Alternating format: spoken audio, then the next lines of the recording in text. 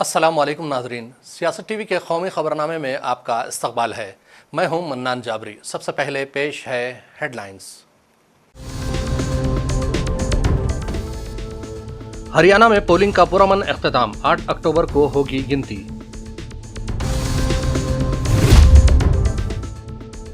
मशरिक़ वस्ता और यूक्रेन के हालात पर मोदी को तशवीश, कहा आलमी अदम इस्तेहकाम दुनिया को एक नए बहरान से दोचार कर देगा।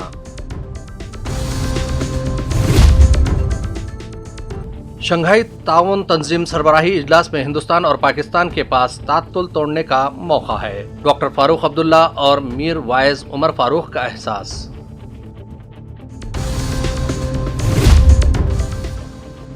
इंडिगो का बुकिंग सिस्टम फेल होने से हवाई अड्डों पर तवील कतारें, मुसाफिर परेशान।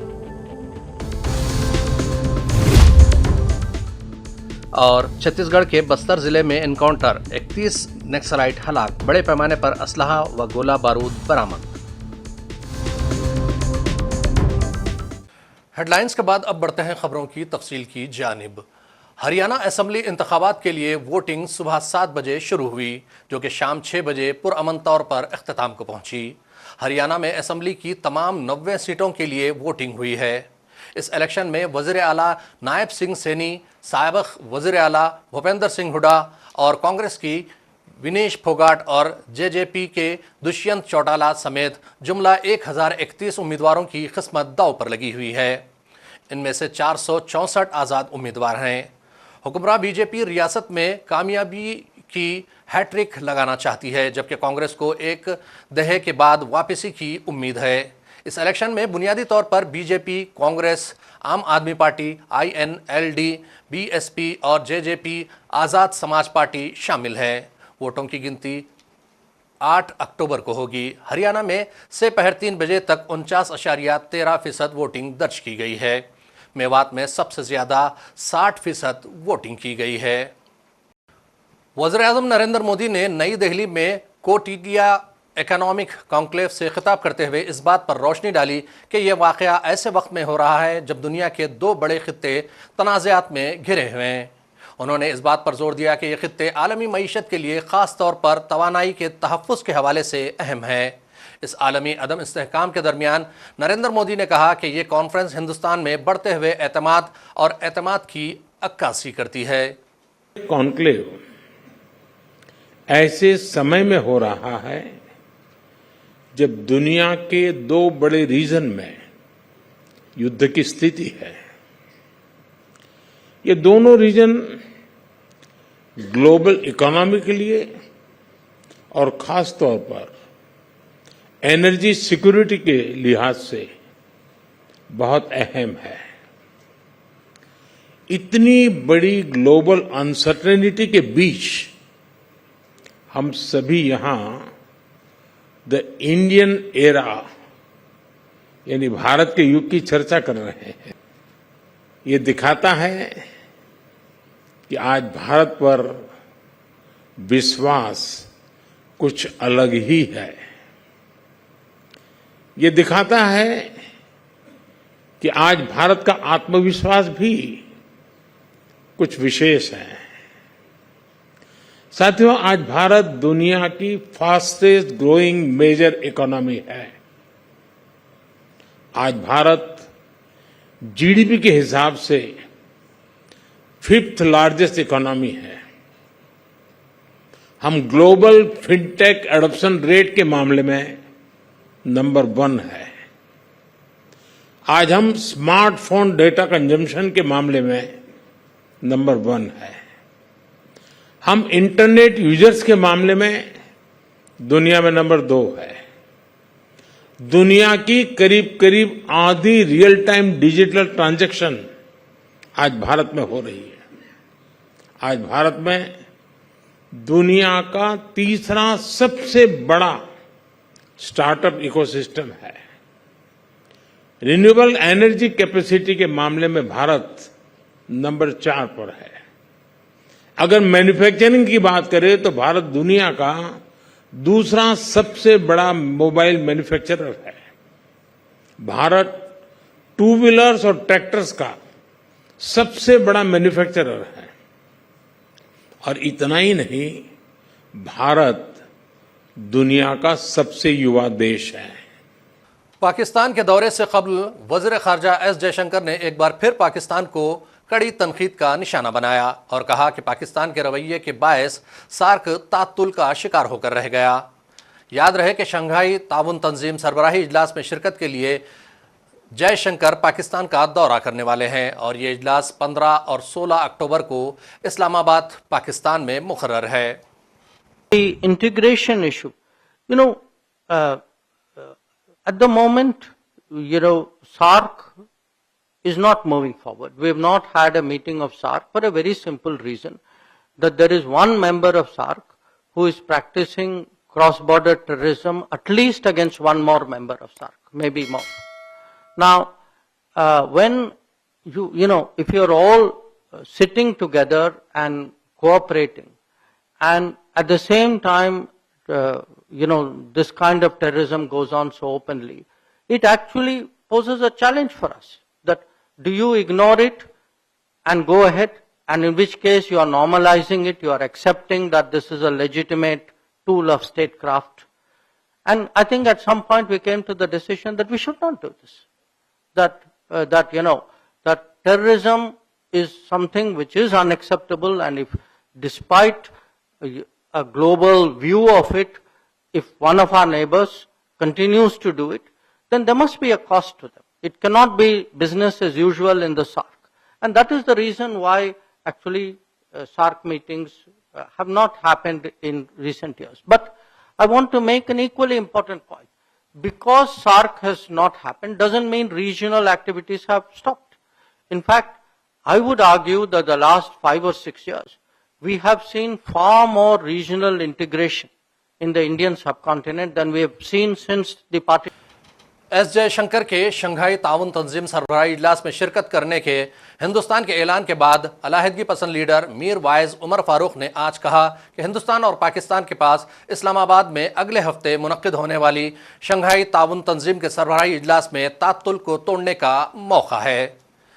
उन्होंने कहा कि गुज़िश्ता 10 बरसों में पहली बार वज़ीर ख़ारजा एस जयशंकर पाकिस्तान की दारुल हुकूमत इस्लामाबाद में मुनक्किद होने वाले शंघाई ताउन तंजीम इजलास में शिरकत कर रहे हैं।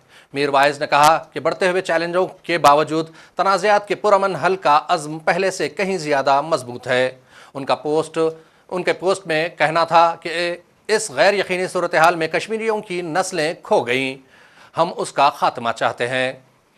मीर वाइज उमर फारूक ने कहा कि पाकिस्तान में होने वाले शंघाई ताउन तंजीम सरबराही इजलास में हिंदुस्तान और पाकिस्तान के पास तातुल को तोड़ने और तामीरी तरीके से मसरूफ़ होने का एक मौका है। उन्होंने कहा कि उम्मीद है कि वो हमारी बात सुनेंगे। उधर नेशनल कॉन्फ्रेंस के सदर और साबिक़ chief minister doctor Farooq Abdullah ने उम्मीद जाहिर की है कि पाकिस्तान की दारुल हुकूमत इस्लामाबाद में अगले हफ्ते मुनक्किद होने वाले शंघाई ताउन तंजीम इजलास के दौरान हिंदुस्तान और पाकिस्तान दो तरफा मसाइल पर बातचीत करेंगे। उन्होंने कहा कि दोनों ममालिक के दरमियान दूरियां ख़त्म होंगी और बेहतर ताल्लुकात का दोबारा आगाज़ होगा। वो वज़ीर ख़ारजा एस जयशंकर के अगले हफ्ते मुनक्किद होने वाले शंघाई ताउन तंजीम इजलास में शिरकत करने के लिए दौरे पाकिस्तान के मुताल्लिक़ पूछे जाने वाले सवालों का जवाब दे रहे थे। उन्होंने कहा कि मुझे उम्मीद है कि दोनों ममालिक तमाम मसाइल पर बातचीत करेंगे। इक़्तिसादी मसाइल हम दोनों बल्कि तमाम दुनिया के लिए इंतहाई अहमियत के हामिल मसाइल हैं। उन्होंने मज़ीद कहा कि मैं पुरुम्मीद हूँ कि दोनों दो तरफा मसाइल पर बातचीत करेंगे। महिला कांग्रेस की सदर अलका लांबा ने कहा कि आधी आबादी को हुकूक देना कांग्रेस की तरजीह है, जिसकी वजह से बड़ी तादाद में ख़वातीन कांग्रेस से जुड़ रही हैं और दिसंबर तक उनका हदफ 10 लाख खातून मेंबर बनाना है। अलका लांबा ने आज पार्टी हेडक्वार्टर्स में एक प्रेस कॉन्फ्रेंस में कहा कि उनकी तंजीम ने पार्टी के यौम तासीस के मौके पर 15 रोज़ कबल ख़वातीन की रुकनियत बनाने की मुहिम शुरू की थी और अब तक 2 लाख से ज़ायद ख़वातीन कांग्रेस से जुड़ चुकी हैं। इससे पुरजोश होकर उन्होंने दिसंबर तक 10 लाख ख़वातीन को कांग्रेस से जोड़ने का निशाना रखा है। राजनीतिक, आर्थिक और सामाजिक लड़ाई भी हमारी इन 12 महिला बेटियों में, बहनों में एक बेटी वो भी है जिसका नाम विनेश फोगाट है। न्याय मांगती रही दिल्ली की दहलीज पर, प्रधानमंत्री जी आपने मिलने का समय उस बेटी को नहीं दिया। दिल्ली पुलिस को उसकी एफआईआर तक कराने से रोका। सुप्रीम कोर्ट से आदेश लेकर एफआईआर हुई, लेकिन बेटी को न्याय अभी तक नहीं मिला। भाजपा के पूर्व सांसद ब्रजभूषण शरण से अभी तक दिल्ली पुलिस किसी तरह की पूछताछ करने से पीछे हट रही है, डर रही है। लेकिन उसी विनेश फोगाट को उसका हाथ पार्टी ने थामा, उसकी हिम्मत ना हारे, वो अपनी लड़ाई, न्याय की लड़ाई यूं ही लड़ती रहे। पार्टी शीर्ष नेतृत्व ने उन्हें अपना उम्मीदवार बनाया। आज वो चुनावी मैदान में है। उनके लिए श्रीमती प्रियंका गांधी वाड्रा जी भी खुद उनके प्रचार में उतरी और एक संदेश देने की कोशिश पूरे हरियाणा और देश में हुई कि किसी भी बेटी के साथ अन्याय, अत्याचार होगा तो भारतीय राष्ट्रीय कांग्रेस उस आदि आबादी, उस महिला के साथ उसे सशक्त करने के लिए, ताकत देने के लिए, न्याय दिलाने के लिए उसके साथ यूं ही ताकत बनकर खड़ी रहेगी। इंडिगो एयरलाइंस के बुकिंग सिस्टम में अचानक पैदा होने वाली खराबी ने न सिर्फ हवाई अड्डों पर मुसाफिरों को शदीद मुश्किलात का शिकार कर दिया, बल्कि परवाजों के ऑपरेशंस को भी मुतासिर किया। हफ्ता 5 अक्टूबर को दोपहर 12 बजे के करीब इंडिगो के बुकिंग सिस्टम में तकनीकी खराबी सामने आई, जिसके बायस हवाई अड्डों पर चेक इन का अमल सुस्त पड़ गया और कतारें बढ़ गईं। इस खराबी के बायस कई घंटों तक परवाजों की बुकिंग और चेक इन के दौरान ताखीर का सामना रहा। हालांकि तकरीबन 1 घंटे बाद दोपहर 1:05 बजे सिस्टम कुछ हद तक बहाल हुआ, लेकिन बाद में तकनीकी मसाइल का सामना रहा। एयरलाइन ने मुसाफिरों से माजरत करते हुए एक बयान जारी किया, जिसमें कहा गया कि वो सिस्टम की खराबी की वजह से सुस्त रवि का सामना कर रहे हैं और ये मसला उनकी वेबसाइट और बुकिंग सिस्टम को मुतासिर कर रहा है। कंपनी ने कहा कि इस मसले को हल करने के लिए उनकी टीम फुर्ती से काम कर रही है और हवाई अड्डे पर मौजूद टीम मुसाफिरों को मदद फराहम करने के लिए पूरी तरह दस्तयाब है। उधर छत्तीसगढ़ के बस्तर में सिक्योरिटी फोर्सेस ने एक एनकाउंटर के दौरान 31 नक्सलाइट्स को हलाक किया। यह वाक़या गुज़िश्ता रोज़ दोपहर तकरीबन 1 बजे नारायणपुर और दंतेवाड़ा की बैनुल अज़ला सरहद पर वाक़े जंगल में पेश आया। ऑपरेशन में डीआरजी और एसटीएफ के जवान शामिल थे। पुलिस के एक सीनियर ऑफिसर ने बताया कि एनकाउंटर की जगह से 30 नक्सलाइट्स की नाशें बरामद हुई हैं, जिनके साथ एक AK-47 राइफल और एक SLR समेत असलहा का बड़ा जखीरा भी मौजूद था। इस साल बस्तर के मुख्तलिफ एनकाउंटर्स में सिक्योरिटी फोर्सेस ने मजमूई तौर पर 185 नक्सलाइट्स को हलाक किया है, जिसमें दंतेवाड़ा और नारायणपुर के साथ साथ 7 दीगर अजला भी शामिल हैं। हमें आज सूचना प्राप्त हुआ था पूर्व बस्तर डिवीजन के माओवादी एवं PLG कंपनी नंबर 6 टोटल अगर देखा जाए तो 40 से 50 माओवादी की उपस्थिति की सूचना थी। वो किसी मीटिंग के लिए उपस्थित हुए थे, कोई रणनीति बनाने के लिए। इस पर से जॉइंट ऑपरेशन लॉन्च किया गया। जॉइंट ऑपरेशन में DRG दंतेवाड़ा, DRG नारायणपुर की टीम और तोड़वा तुलार गुफा तरफ में STF की टीम थी। इसमें 3 अक्टूबर को जब हमने लॉन्च किया, 4 अक्टूबर को जब पूरी फोर्स ने घेराबंदी करी तो उनके द्वारा हेवी फायर किया गया। उसका जवाब भी फायरिंग से दिया गया। ये जो मुठभेड़ है टोटल 1 बजे से लेके शाम के 8 बजे तक चला, जिसमें अगर कुल बरामद टोटल सर्च अभियान मुठभेड़ पश्चात देखा गया तो टोटल 31 वर्दीधारी माओवादी का शव बरामद हुआ है। साथ ही ऑटोमेटिक वेपन्स, आधुनिक हथियार जैसे AK-47, SLR, INSAS, LMG, light machine gun, 303, 315, 12 bore, BGL जैसे हथियार भी बरामद हुए हैं भारी मात्रा में। दंतेवाड़ा DRG का नेतृत्व IPS एडिशनल SP स्मृति क्रांजनाला और DSP ऑपरेशंस राहुल उइके कर रहे थे और DRG नारायणपुर का नेतृत्व इसमें DSP प्रशांत देवांगन कर रहे थे।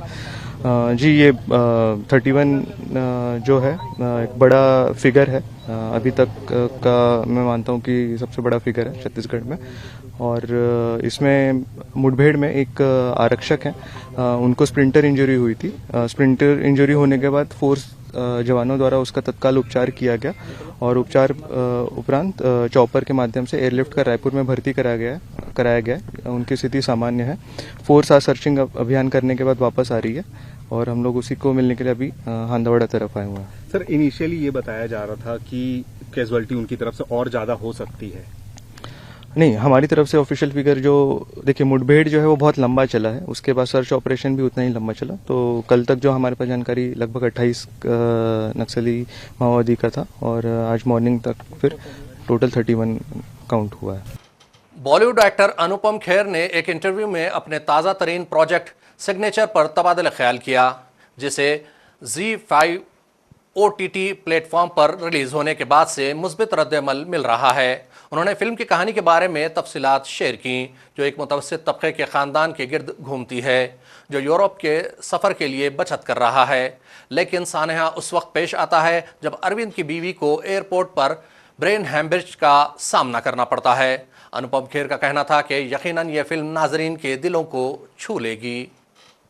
आज सिग्नेचर ZEE5 OTT पे प्लेटफॉर्म पे रिलीज़ हुई है। रिव्यूज़ कमाल के आए हैं और कल भी कुछ लोगों ने देखी। क्या हुआ है कि कोविड के बाद दुनिया का ऐसा कोई इंसान नहीं है जिसने अपने किसी को खोने के डर में का वो एहसास ना किया हो। ऐसा नहीं था कि लोग उससे पहले बीमार नहीं होते थे या हॉस्पिटल से उनका पाला नहीं पड़ता था, लेकिन कोविड के वो जो 1.5-2 साल थे उसमें हम सब जीवन के उस दौर से गुजरे हैं जहां हमें लगता है कि किसी को अगर कोई हॉस्पिटल चला गया वो वापस आएगा कि नहीं। तो सिग्नेचर ऐसी ही कहानी है। कोविड से लेना देना इसका कुछ नहीं है।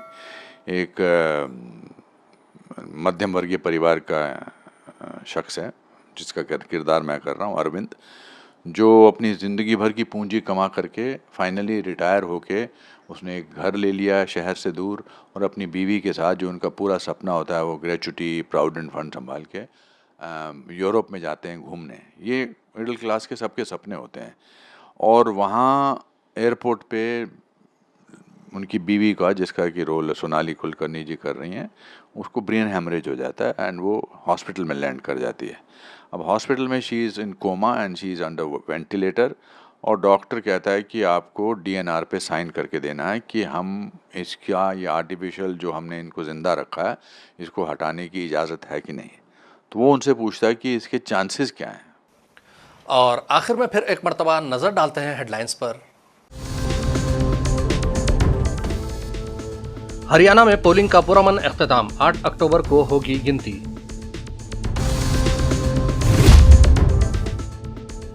मशरिक़ वस्ता और यूक्रेन के हालात पर मोदी को तशवीश, कहा आलमी अदम इस्तेहकाम दुनिया को एक नए बहरान से दोचार कर देगा।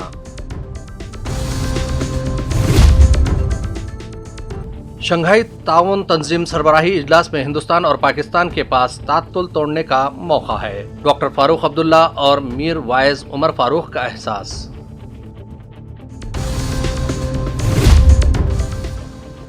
इंडिगो का बुकिंग सिस्टम फेल होने से हवाई अड्डों पर तवील कतारें, मुसाफिर परेशान। और छत्तीसगढ़ के बस्तर जिले में एनकाउंटर, 31 नक्सलाइट हलाक, बड़े पैमाने पर असलहा व गोला बारूद बरामद। खबरनामे का सिलसिला यहीं इख्तिताम को पहुंचता है। मन्नान जाबरी को सियासत टीवी की पूरी टीम के साथ दीजिए इजाजत और देखते रहिए सियासत टीवी। अल्लाह हाफिज।